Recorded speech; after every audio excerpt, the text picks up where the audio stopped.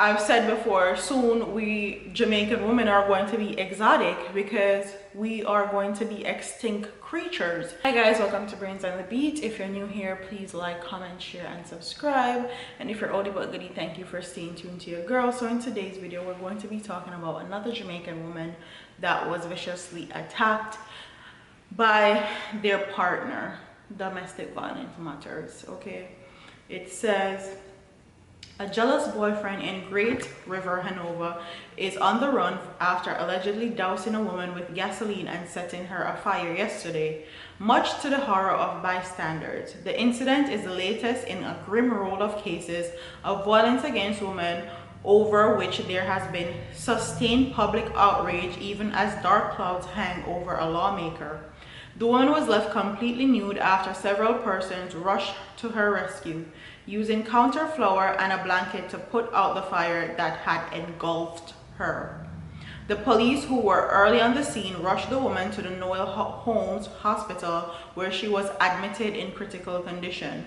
The boyfriend, who is said to be from Westmoreland, is now being sought after fleeing the scene. Reports are that the couple, who operate a car wash and bar at Great River, were at the location about 4:30 p.m. when the boyfriend accused the woman of disrespecting him. In a fit of anger, he reportedly doused her with the flammable substance before setting her ablaze. He is alleged to have then also soaked the premises with gasoline before lighting it, as well as walking away. Residents in the proximity of the bar and car wash who went to investigate the fire were able to rescue the woman as she ran out of the building. However, they could only look on hopelessly as the building burned.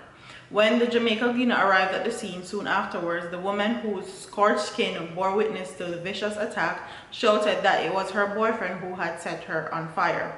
"Me no know what wrong with him jealous over me and say me I diss him and I set me on fire," she said. The incident comes in the wake of St. Catherine teen losing her life last week, reportedly at the hands of a 21-year-old man whose advances were being spurned. 2 weeks ago, a Trelawney woman was also killed, allegedly by her common-law partner. The spat of attacks are also being overshadowed by a video which surfaced last month showing a man beating a woman with fists and a stool. The police had sought lawmaker George Wright as person of interest, but closed their case, citing Wright and Tanisha Sy, the woman believed to be in the video, unwillingness to press charges, adding that the footage was inconclusive and that both made assault reports against each other over an April 8th incident. Wright, who is currently on a 2-month leave of absence from Parliament, has not yet yielded to pressure to resign. So, another Jamaican woman loses her life senselessly to a partner that we love. And honestly, I don't have words. I feel like I've done so many of these that I'm becoming desensitized, because Jamaican women are dying at a rapid rate. And for people like Andrew Holness, why have to come out and say that all violence matters and this is not a gender issue when Jamaican women are second in the world to be killed by their partner is crazy to me. So what are your thoughts in the comment section?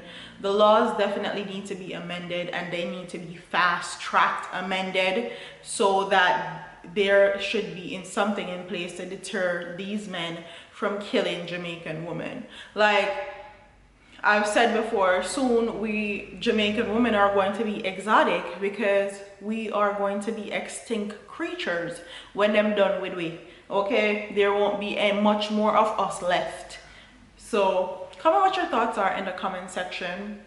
Don't forget to like, comment, share, and subscribe to your girl, and I'll see you in the next one. Deuces.